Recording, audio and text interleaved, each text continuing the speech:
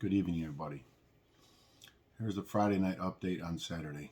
Given the events of yesterday, I didn't believe it was appropriate to be posted a video, so I figured I'd wait till today. I'll get onto the topic of, department suicides in a minute here. I want to get some other stuff out of the way first before we move on to that serious topic. There's some concerns that because HB 3653 was signed by the governor, that there's nothing that we can do. That's far from the truth. There is still several weeks to go before the spring session ends, where we have many attempts to unwind a lot of the ridiculousness in that bill and also the ones that have been introduced. Just as an example, I'm told there's almost 4,000 pieces of legislation that have been introduced in this General Assembly. That's almost twice the normal number. So this just is beyond a rudderless ship that nobody seems to know what they're doing. They're just throwing everything at the wall. But in concert with our lobbyist, we identified 283 bills that have some component of law enforcement attached to it. 283 in this session alone. We're still whittling through them to determine which ones are most serious or most impactful to our members, which ones have the most likelihood to get any traction whatsoever. And we'll put out a list soon of what members need to know, and so they can contact their representatives and state senators and make sure that some of these never see the light of day.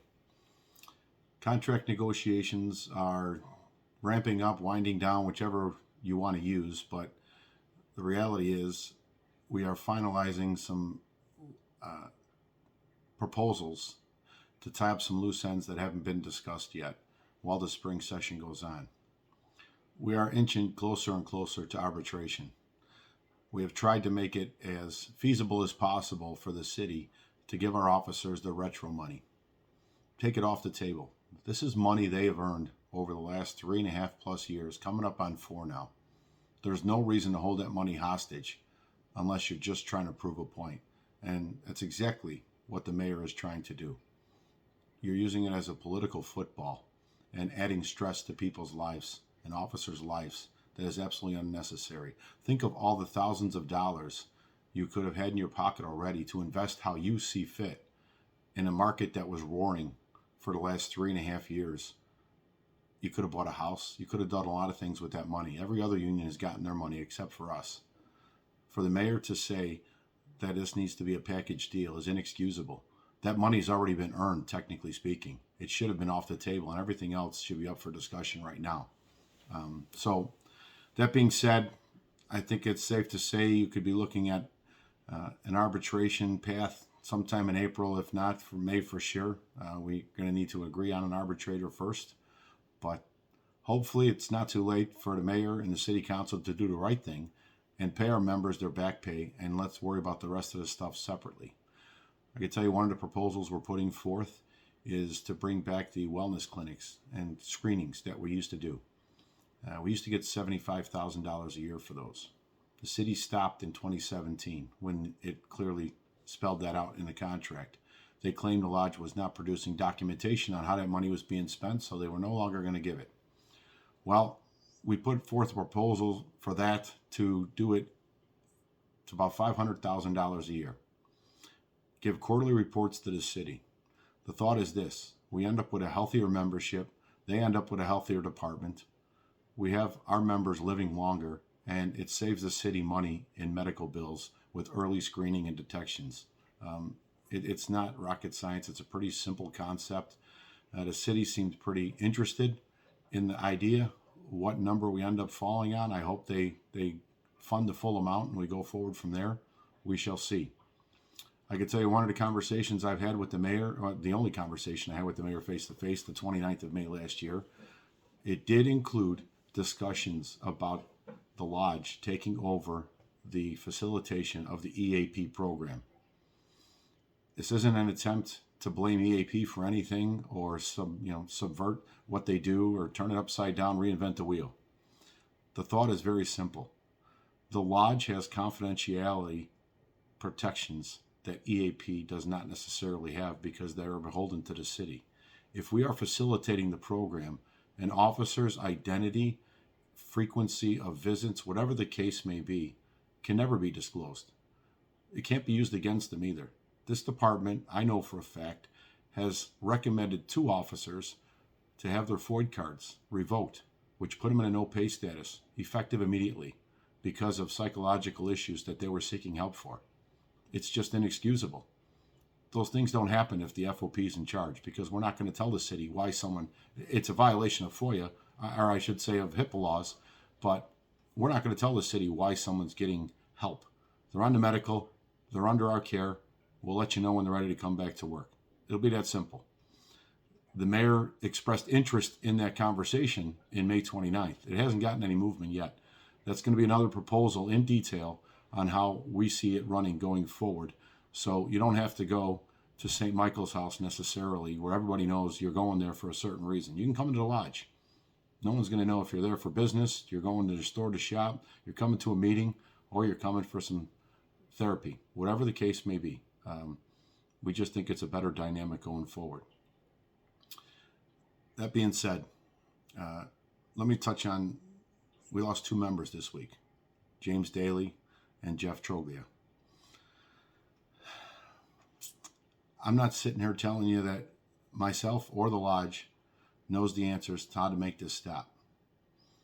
I don't know that we ever totally make it stop. Sadly, suicide is a part of everyday life for even the average citizens. Unfortunately, we take it to a new level, and even more so than anywhere else in the United States as far as law enforcement is concerned. The video is going up kind of late today because I debated the better part of this afternoon if I was going to share a story or not. I'm not trying to make this about me. I'm just trying to give some hope to anybody who might watch this video and can relate to what those 2 officers may have been feeling recently. So in 2008, the city decided they were going to fire me for the first time. I never saw it coming. This isn't a story that even some of my family members know. I was blindsided. It was for changing a doctor's appointment for a forced medical psych evaluation because I was sick. I was totally caught off guard even by that forced medical procedure. And again, there was no reason for it other than the city just wanted to play games and harass somebody, which is far too often the case with the forced medical. But anyway, I didn't sleep all weekend that week, and I was never going to make my 8 o'clock appointment that morning. So I finally was falling asleep about 4 o'clock that morning. I knew I would never wake up, so I rescheduled the appointment, left a message for the first available appointment when I woke up that morning. The city determined that I had no authority to reschedule that appointment, and they wrote me up for disobeying a direct order for failing to show up to that evaluation. They initially made a 45-day suspension recommendation, which I told them to go pound sand. Well, when I told them that, they upped it. Steve Georges, Keating, and Deborah Kirby made it a fireable offense. That was my first trip to the police board. I came off the medical, and literally 6 feet away were 2 IAD sergeants serving me my 30 pending paperwork. It was September 6th, 2008.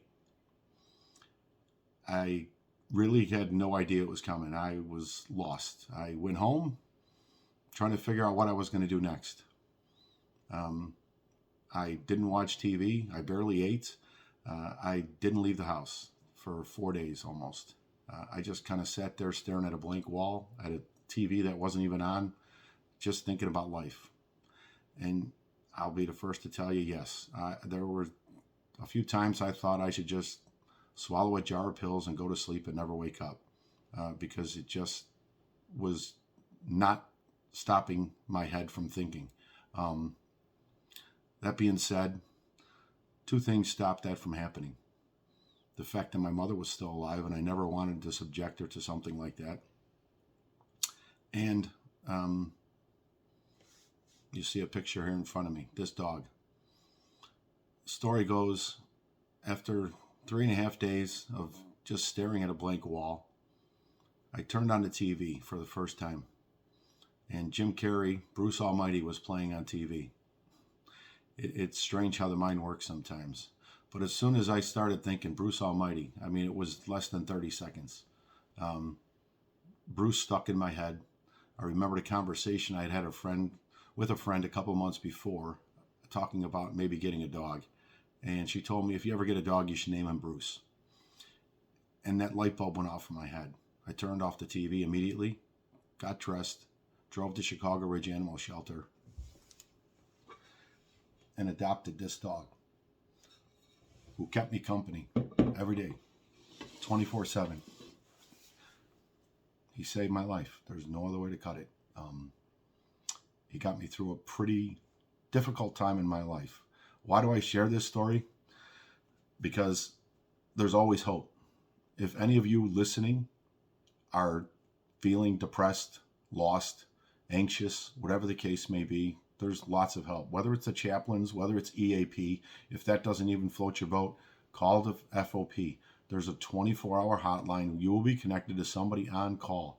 You can absolutely get a hold of the on-call field rep. If you want to talk to me specifically, ask the field rep for my number. They will connect you 24 hours a day. Whatever it takes, we need to be there for our brothers and sisters so we can do our best to eliminate this as much as possible. Please be safe. Try and enjoy your weekend. Look out for each other. I love you all. God bless.